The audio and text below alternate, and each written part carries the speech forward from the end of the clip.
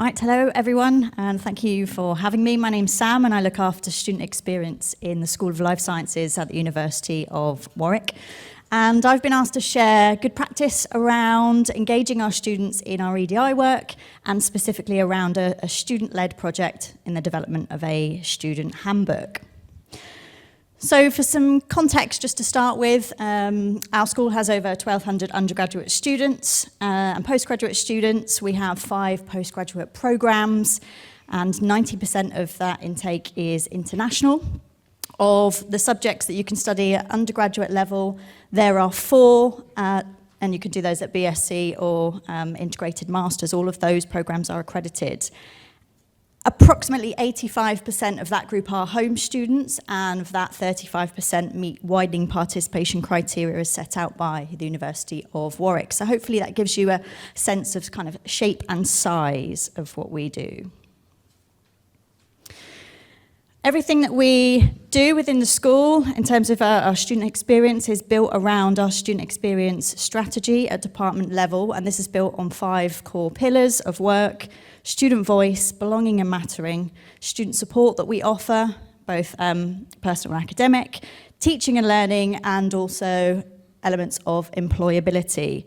And so the work with our students is informed by our access and participation plan, things like our institutional education and student experience strategy, data that tells us about our student experience and outcomes and where they end up, but also our data around awarding gaps. And so underneath those 5 core pillars of activity, we have specific priorities, core priorities that we look to address whenever we're rolling out one of these projects, of which one was the development of our student networks. So what I've done is just pulled out a couple of those that talk specifically to how this student handbook came about, working to sort of lift the voices of minoritized groups through creation with students, making sure that their voice comes through really strongly in the work that we do, increasing the representation across any departmental committees that we have, making sure that that voice is strong also, and supporting them to really own their experience and make sure that projects, elements of curriculum are co-created with our students in partnership.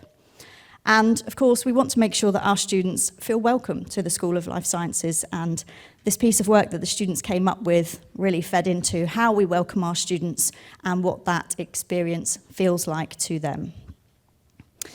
So the student networks were created off the back of our EDI committee that we have, and all departments and schools or even faculties, I imagine, will have one of these committees. We also have our student staff liaison committees, as most will, but the student representation on the EDI committee is quite slim. We're talking sort of one or 2 participants as a voice within that group. Now, our EDI committee does have 4 task forces that centre around race and ethnicity, gender, disability and community and culture, but what was really lacking was the student voice and bringing them into that work. So we created 4 student networks focused around ethnicity, gender equality and identity, disability and community and culture, to really mirror what was going on at department level with our EDI committee. And what that meant was we had student voice and representation in each of those, and there was there's a feedback mechanism all the way from the committee and what's going on through to the task forces where the action takes place. And the students were sort of calling out for groups and networks such as this, which is why they were developed, but previously they had run and sort of fizzled out a bit because there was no leadership. So what we did with some inclusive education funding was actually we recruited 9 students to come together and tell us what they thought were the priorities for students in and around EDI, what should we be working on.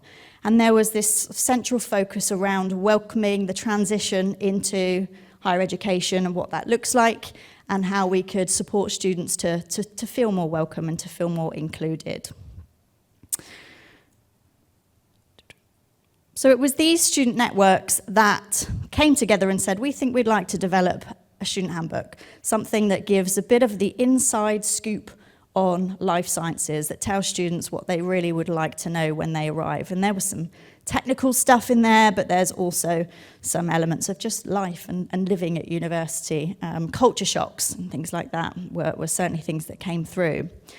So without having built the student networks and having them in place, the idea wouldn't have come up, and it truly was something that was led by the students. A student handbook that was written by the students for other students. And as I said, the 9 of them sort of pulled together and wrote various sections, thrashed out ideas, removed some stuff, kept some stuff in, but were really using their own lived experiences of transitioning into the School of Life Sciences at Warwick from all over the world to inform what they had written and the advice they wanted to give new incoming students. These are just snapshots, but if anyone's interested in seeing the full handbook, send me an email and I'm happy to share that with you. So various elements of content, as I said, some around academic technicalities, little bits around things like regulations, but really importantly, things like what is an internship for students who had never heard about it. What does a particular assessment type mean? You know, what's going to be expected of me from group work and that kind of thing. But of course, things like culture shocks as an international student. What really surprised them when they came to Warwick and the life that they embarked on with the School of Life Sciences. Feeling homesick, things about the local area, so really just what you'd like to know. And we do offer some of that centrally, but it's not necessarily an inside scoop on life sciences. So this was great and went down quite well because it was made by students. We used the opportunity to introduce our student network leads, let them tell the incoming students a little bit about themselves and share their pictures so that the students knew who they were coming to see. They were already able to put a bit of a face to a name. So that was lovely. And this work also informed how we then went about our welcome experience. We used this student work, this handbook, to set up our welcome web pages and to start an initiative that we called Welcome Week Plus. And so it was the students' ideas and the students' graft and hard work that helped us really sort of frame that experience.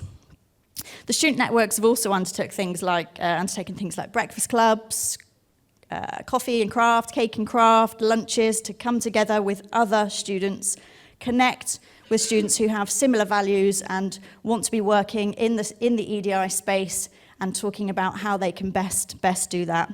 But ultimately, it's a place for them to come together and belong. So as I said, the handbook informed some of the stuff that we did around the website welcome, and there are definitely developments to happen in our approach to the next academic year. We have 9 new co-leads for our student networks who are currently working on the tweaks that they would like to make to the student handbook and the web pages for welcome, what they think are the important things that should be heard by students who are coming to join us at the School of Life Sciences. And as I said, it's all built around these 5 central pillars of activity and those priorities. And I think what's key and what makes it work is that we talk to our students about what those priorities should be, and then that communication is key. And I think that with having those pillars in place, you can take a really strategic approach to the work and any projects and initiatives that you undertake. Thank you.